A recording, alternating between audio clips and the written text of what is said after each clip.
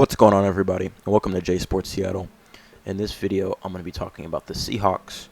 This will be a longer video, considering that I'm going to be able to upload once or twice on the weekend. So this will be probably around a 20-minute or so video. And after this video, I'm going to be making and uploading a Mariners video as well before the game starts. At the making of this video, it starts in about a little over 2 hours. So I'll be making a Mariners video on just what's been going on recently as well. But in this video, I'm going to be talking about the final preseason game. I'm going to be talking about performances, as well as some, go over some injury updates and some highlight plays. And then I'm going to go over some projections for the 53-man roster, what other people are saying, and versus what I think who is going to make the 53-man roster. So if you like the video, make sure to like, comment, subscribe, and share for more Seahawks and Seattle sports content. And without further ado, let's get on with the video. All right, so yesterday, August 26th, was our final preseason game of the year before we have our first game on September 10th. So this is a time where roster cuts are going to be made. I'm first going to start off with the performances of everyone yesterday. Drew Lock had an amazing game. We're not going to do this again. I'm gonna make sure. Hold on. I'm gonna make sure that all of these are muted because I'm not trying to have Jeff Goldblum brewing this again. Okay, looks like we're good there. But it still might pop up. But yeah, Drew Lock had a very good game. 116 out of 25, super efficient. 150 yards and a tub. 93.8 passer rating, pretty good. No interceptions. He did have one near pick, but I think the Matt Landers, the receiver that he was throwing to, he needed to go and get that ball. So Holton Nailers was doing well on that final drive until the interception. Overall, solid QB performance by the second and third stringer. So I'm definitely happier and a little bit more comfortable than I was last year at our QB position. So we'll see what happens. DJ Dallas had a nice game. For rushing 4 for 43, it's pretty good. That's what you want out of your. That's what you want out of your third stringer running back. So Roderick Thompson, he had a little bit of a. Sorry about that. It's gonna keep popping up until. All right, so yeah, so Roderick Thompson, he had his moments in his previous few games, but this game he had a little bit of an off game. Overall, the rushing attack was not there today. Charbonnet was getting stuffed a lot. I mean, he literally had 3 carries for 1 yard. And that was. I mean, then again, he was playing with the second team offense and O-line. So, but I'm not trying to make excuses, but that is what happened. But I got to talk about the MVP of the game, and that is my boy Easop Winston. This dude had an insane day. That one drive where Drew Lock was just throwing dimes was to Easop. And this dude could have had a touchdown too, but he didn't. But 3 for 74 yards. That is crazy with a long of 33. Insane. Bobo had that touchdown. Like, it was very, very good day by the wide receiving core. 205 yards. I feel like these two could definitely make the roster. Tyjon Lindsey, I think he could be good in punt returns. Overall, solid performance by the wide receiving core. Hopefully, some of these guys will make the roster. Obviously, there's a lot of people here that you're not going to see September 10th, but hopefully that some of them will. John Radigan had an amazing game. 12 tackles, 7 solos, had a tackle for loss. Jarek Reed had an insane game. 5 tackles, 6 tackles, 5 solo, 2 tackles for losses. Like, he was a ball hawk that game. Like, he stopped the run a lot. So, he had a very good game. Jordan Ferguson had a really good game with a tackle for loss. Ben Burkervin did his part. Artie Burns had a good game as well. No sacks because that O-line in Green Bay, they were not messing around. So, but we did get some pass deflections. Mike Jack had a couple pass deflections. So defense did really well overall. I mean, we allowed 19 points, and then again, it's a preseason game, but so far we have not allowed 20 points from our opponents this entire preseason. First game was 13 or 14. Last game was 13. The Cowboys game, and then this game was 19. Really good sign for the defense. So We'll see how. Hopefully, it'll carry over into the regular season when we have the starters in. Sorry for the voice crack, but give me 1 second. Sorry about that. But overall, yeah, I think offense was a little bit stagnant today, but defense did do well. Going over to some of Bob Condotta's notes. Shout out to Bob.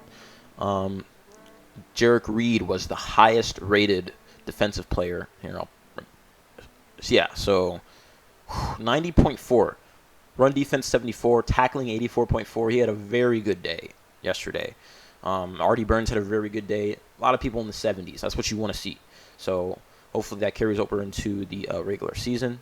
And then here we're going to go over some highlights real quick. So on downs, they get it back to Drew Lock. And on 1st and 10 going. Oh, see, that was Aesop right there. I did say I was going to mute these, but this one doesn't seem to be super loud, so I'm just going to keep it very quiet. But, yeah, that was a dime. I want to replay it again. Drew Lock, he's shown so much improvement. But look at that. Perfect throw, perfect reception, good catch.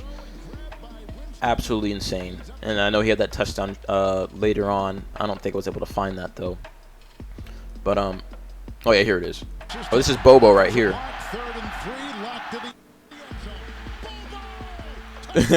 Kevin Arlen, man. I love his voice. But let's, I'm gonna replay that again. Sorry, it's like not wanting to load. Here, let me refresh it.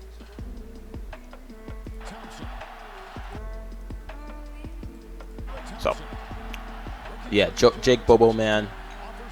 Oh, look at that. He dusted his opponent. We're gonna go back and I'm gonna focus in on that.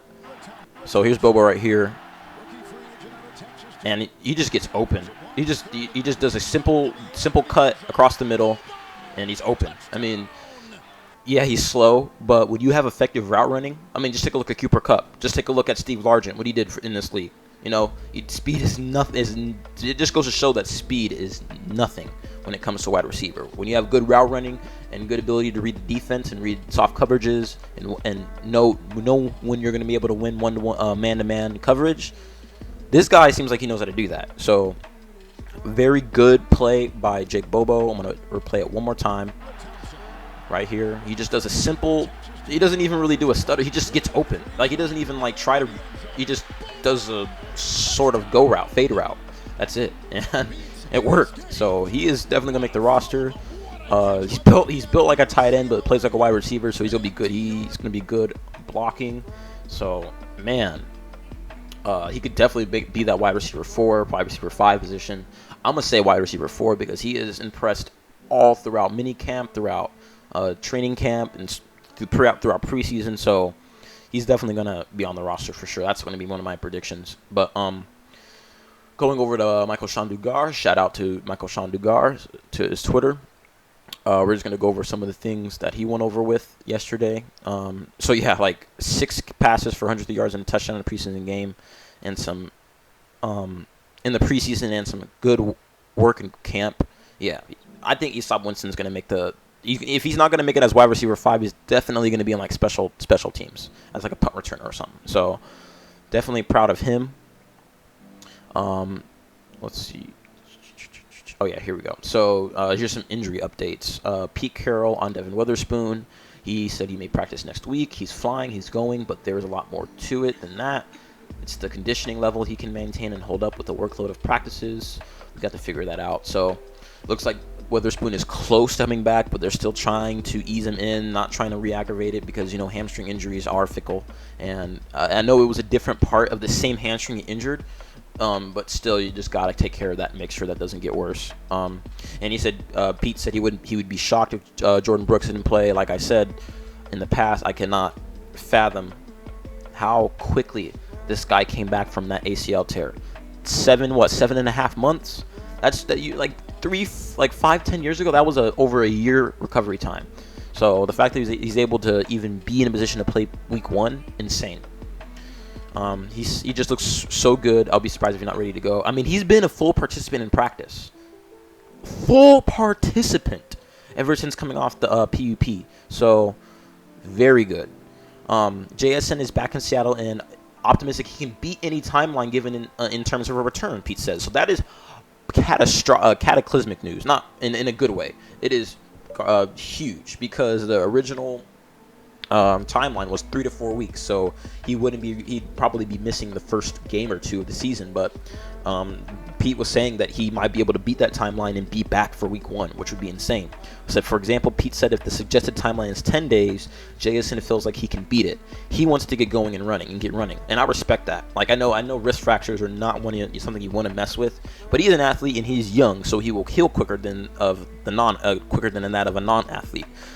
Pete said JSN returned from surgery with great attitude, talking like he's going to be okay and get back. That's how you approach it, and the fact I like that attitude that JSN has, because if you come back with that attitude of, man, this is going to be a long recovery, or am I going to be able to get back in time, you're going to doubt yourself, and that's going to cause you to second guess your recovery process, and might take longer than expected. So I'm glad that he is having a high head going into this recovery process, and hopefully he will be able to come back for week 1. I mean, if he does, that's a huge W. So, but Joey Blount has a shoulder injury. I'm going to say this on that. Joey Blount, he had a very good play in the early parts of the game, and he negated it by doing discount double check on the sideline in front of the Packers sideline. And I'm like, bro, dude, this is preseason. Why are you doing that? Why are you taunting a player that will be 20 million times better than you will ever be comparing position to position? Why are you doing that? It's preseason. And I'm like, and when he got hurt, I don't hope he wants to get hurt, but when he had that shoulder injury, I'm like, well, that's karma, because like, why are you going over there and taunting when you made a good play, good stop, and you made and now your defense has to suffer from it, because it was like a second or third down that he made that stop on. So, I hope he feels better. I'm not wishing injury on Joey Blount, but it's like the fact that this happened right after he had that unsportsmanlike conduct kind of shows some karma. So, Devin Bush got a concussion. That's not good because he's shown promise so far in this preseason. Hopefully it's nothing major. Concussions are nothing to mess with. I mean, you saw Tua deal with 2 in a short period of time last year, and people were saying he had to retire. He should retire. So hopefully that isn't serious. But then again, Eskridge had a concussion back in his rookie year and missed the entire season. So like, I hope it's not bad. Excuse me. The Holton Ahlers. Like I said, Holton Ahlers, he looks like a sort of Taysom Hill type of player. Like you bring him in for like wildcat formations or to run if you want to get that first down, and he runs the ball. I feel like we can utilize him the same way that the Saints utilized Taysom Hill. Obviously, I don't think he's going to be as good as Taysom Hill, but they're both undrafted, so we'll see what happens. I already saw that. Oh yeah, here is the second.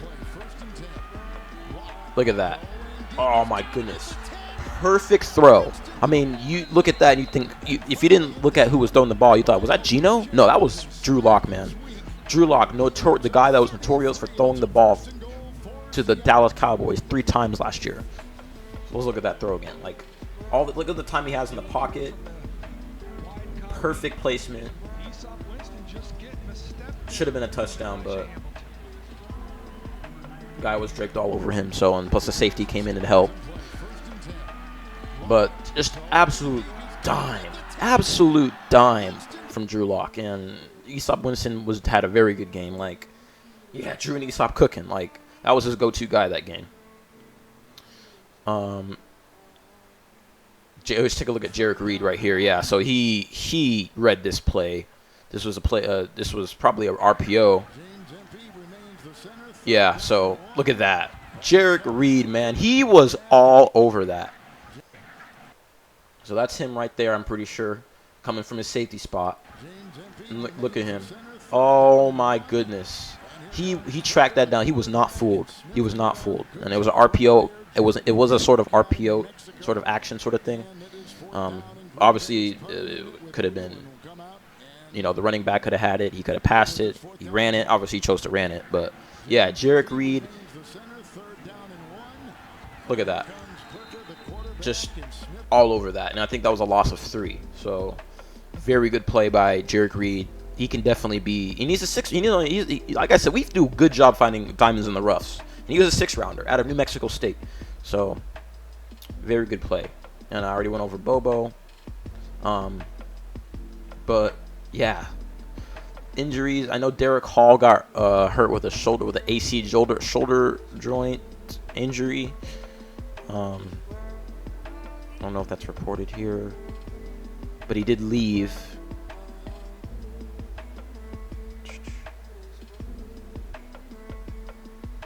Yeah, I guess he doesn't go over it here, but yeah, Derek Hall got hurt. Hopefully it's nothing serious, because he's gonna be a piece of beast, and he's gonna be a beast when he improves. He's gonna be insane. So I hope he has a safe and speedy recovery. I know Kenny Mack is still out. I know Charbonnet's healthy though, and I know K9's healthy, but he hasn't been playing. But so far injuries are, we're not looking the best, especially for our rookie class, because you got JSN out and you got Devin Witherspoon out, and then Derek Hall went down. Olu's been battling with some injuries, and he was playing injured yesterday, and you could see it. But he did well yesterday. I mean, he's probably not going to get the starting job this year, but I think he could essentially be he could definitely be a starting caliber center the next couple of years behind, once he gets more reps and watches Evan Brown do it too, because I know he's probably going to be the starter week 1. But moving on to the final part, I'm going to talk about the 53-man roster. I'm going to talk about the Fox Sports projection for the 53-man roster. I'm going to go over who I think is going to make it. So first we're going to start off with the quarterback. So this is a given: Geno Smith, Drew Lock. We already know that. Drew Lock seems to be a very good backup so far to Geno. He hasn't really made a lot of mistakes this preseason compared to last season, like I said. And then for the running backs, this makes sense in order to Ken Walker, Zach Charbonnet, DJ Dallas, and Kenny Mack. I do believe that these two could be swapped, and if DJ Dallas could walk in free agency, and he takes DJ Dallas' spot, which could happen. And then for tight end, same as last year: Noah Fant, Will Dissly, Kobe Parkinson. He'll probably have Tyler Mabry. Yep, Tyler Mabry on the practice squad. And then for wide receivers, Tyler Lockett, DK Metcalf, Jake Jackson, Smith and Jigba, all standard. Jake Bobo, standard. Derek Young, I'm just going to go over it and see what happens. And then K Johnson. And then for the offensive line, we got Charles Cross, Damian Lewis, Evan Brown, Phil Haynes, Abe Lucas, Jake Curhan, Oluwatimi, Anthony Bradford, and Stone Forsythe. So Charles Cross, Damian Lewis, Evan Brown, Phil Haynes, and Abe Lucas are the projected starters. Jake Curhan, Oluwatimi, Anthony Bradford, and Stone Forsythe are all projected to be the second team. Edge, Uchenna, Boye, very good, right behind. Right now, he's ahead of Darrell Taylor. That's because Darrell Taylor's been hurt, and Boye Mafe has had an insane preseason. I mean, like Pete said, he's been the most improved player since last year. So excited to see him. Darrell Taylor, then Derek Hall, and then Tyreek Smith, who's had a very good preseason.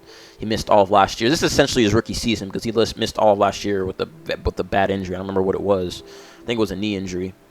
And then the D-line, we got Draymond Jones, Jaron Reed, Mario Edwards. They said that was it Mario Edwards? Or I think it was Jaron Reed that said that they see themselves as like a 3-headed dragon on that D-line, and I'm hoping so. And then we got Miles Adams, Mike Morris, and then Cameron Young as the backups. And then linebacker, we got Bobby Wagner, obviously, Jordan Brooks, obviously, Devin Bush, Nick Ballore, Vi Jones, and John Radigan. Still kind of thin at that spot, considering that we have to put in a fullback as one of the backups. Vi Jones has been good too, but he's been hurt also, and Radigan's been good as well. Then cornerback, we got Reek Woolen, obviously, Mike Jack. Although Mike Jack has been struggling If Devin Witherspoon comes back and is doing well, he might take over that starting spot from Mike Jack later in the season. But right now, Mike Jack is starting. We got Trey Brown. Trey Brown, I've never given up hope on Trey Brown. I thought he was a solid guy out of the 4th round when we got him. I think it was in, 2020 when we got him. Or 2021. Yeah, I think it was 2021 when we got him. Then Devin Witherspoon, obviously, and then Kobe Bryant. Kobe Bryant's probably going to be playing a lot of safety, but he'll probably be put in the slot as well. We'll see what happens with that. And then safety, we got Quandre Diggs, obviously, Jamal Adams, Julia, and you know that Jamal Adams got reactivated off the PUP, so definitely can't wait to see him on the field too. Hopefully he can stay healthy. I am begging to the football gods that he stays healthy, so hope that happens. And then we got Julian Love, and then Joey Blunt as the safeties, and then special teams. Kickers or special teams, we got Jason Myers as the kicker, Michael Dixon as the punter, and Chris Stahl as the long snapper. And then for the PUP, right now we got Brian Monet and Austin Fiolu, both nose tackles, and then suspended is D. Eskridge. I don't need to go over that. Like I said, I've had my rant. I've had my times talking about that guy. And then notable omissions were Jarek Reed in that safety spot. He could take over Joey Blunt if Joey Blunt doesn't play. But he might end up on the practice squad. We'll see what happens. Safety Jonathan Sutherland. He has had a very, very good offseason. Sorry for the voice crack. We've heard that. He has had a very, very good offseason. Him and Pete said that him and Bobo were like the 2 most notable undrafted free agents. Or undrafted free agents. So, undrafted rookies. And then Cody Thompson. He may not make it. Wide receiver. Aesop Winston, I hope he makes it, especially as like a wide receiver 5. But if he doesn't, he'll probably be on the practice squad. And then this Roderick Thompson, he probably won't make it because of the other 4, but it'll probably be a good case for a practice squad spot. That's all there is for their projection of the 53-man roster. And so far, everything at all looks good. I'd say the only differences that I would have. Eventually, I feel like it may be Kenny McIntosh and DJ Dallas that swap. Because I feel like Kenny McIntosh has a lot more versatility. I feel like he's a way better person, a way better receiving back. He's more versatile, I feel like, than DJ Dallas, and I feel like he could, and he can run the ball better. I feel like because when I see DJ Dallas is good to get like if you want to get like 2 to 3. It's kind of like a Zach Charbonnet. He's good if you want to get like 2-3 yards, just punch it down the middle. Kenny McIntosh is more of those. He can punch it down the middle, but he's gonna look for the gap and get open. Same with Ken Walker. I mean, I feel like Kenny McIntosh is like a mixture between Ken Walker and Charbonnet in a sense. He can punch it down the gut, and he's also really good at the receiving end. And he's shifty. He can get open in the backfield. So I think eventually those 2 could swap. We'll see what happens. This is all good though. I think that makes sense. Obviously, quarterback makes sense. Wide receiver, I might make a couple changes. Derek Young hasn't really impressed this preseason, and I know he might have. I think he impressed a little bit in camp, but he's also been injured too. Aesop Winston has done a lot more this preseason than Derek Young has, because Derek Young has had multiple drops, easy completions that he dropped, versus Aesop Winston, he is open for 30-yard bombs, and Cade Johnson, I think he could make it too as the wide receiver, as probably like a special teams guy. He's shown some flashes too, and I think he was the one that got hurt with the shoulder after reception. This guy needs to go, like I said, and then JSN. Hopefully he'll be back for the opener. So this all sounds good. I feel like eventually, I think Anthony Bradford could take over Phil Haynes if Phil Haynes shits the bed. I don't know if he will, but he could. I think Evan Brown's going to have that starting spot, and I think he will have it for the whole year too. I think Olu just needs to sit for a year and just watch how Evan Brown plays. Abe Lucas, obviously a starter. Jake Curhan, he's good, but he obviously is number 2 behind Abe Lucas at that right tackle spot. Same with Stones Forsythe. He's more of a versatile tackle. He can play left or right. He hasn't really been the best for us, but then again, he was like a 6th or 7th round pick, so we really wasn't expecting anything. This all sounds good. I think this all looks great. Uchenna, Boye, you know, I think Boye is due for a monster season. And then for the D-line, this all looks good. Draymond Jones, yeah, that all looks great. I think that's all who's going to make it. Bobby Wagner, yeah, these guys are going to make it for sure. I know I know a lot of people are saying that Devin Bush could be a cut candidate, even though we just signed him, but it looks like we're not going to. And then I think eventually Mike Jackson will be replaced by Devin Witherspoon at that right corner, starting right cornerback spot. Wait, is he right or left? Yeah. Either way, he's going to take Mike Jackson's spot. And then Kobe Bryant, he plays in the slot, but he's also been playing safety, so we'll see what happens with that. I know he's going to make the roster, though. Quandre Diggs, Jamal Adams, Julian Love. Honestly, I don't think Joey Blunt's going to make it. Honestly, I think it's going to be Jarek Reed. I think Jarek Reed's going to end up making it. Because Joey Blunt, he's been good, but he's also been hurt. He's made some costly plays. Like I said in the last game where he had that unsportsmanlike conduct. I think Jarek Reed has made a very good case to make it. And, he's a rookie. And he's shown he's a ball hawk, and he knows where the ball's going. So I feel like if he spends more time behind Quandre and Jamal and Julian Love, I feel like he can definitely become a good safety. So I think he ends up becoming that fourth safety on the spot, but we'll see what happens. Obviously, practice squad is very likely to. And then this is a given. That's not going to change. And then this is subject to change because, these guys are on the injured reserve. And then this guy's probably not going to be in the year. Probably not going to be on the team by the end of the year, so I'm not going to really worry about that. But yeah, I mean, so far this looks insane. Looks insane. Like, this roster looks insane. It looks good. Looks like it's what's going to happen. Can't wait for the season to start. It starts today's the 27th. It starts in like 2 weeks from now. So happy. I'm sure you guys are too. I'm excited for us to go up against the Rams because I think we can beat these guys finally because they've given us trouble the past few years, but I think we got them this time. So very excited for the season. I'm super excited. I have us going. I have us winning 11 games. I don't think we're gonna win it. I don't know if we'll win a division. I did say the Niners are gonna win it, but I don't know how Brock Purdy's gonna do in his sophomore year. He could have a sophomore slump. I don't know how he'll do. And I know they traded Trey Lance for that fourth rounder. Huge. They took their L. I'm glad they did.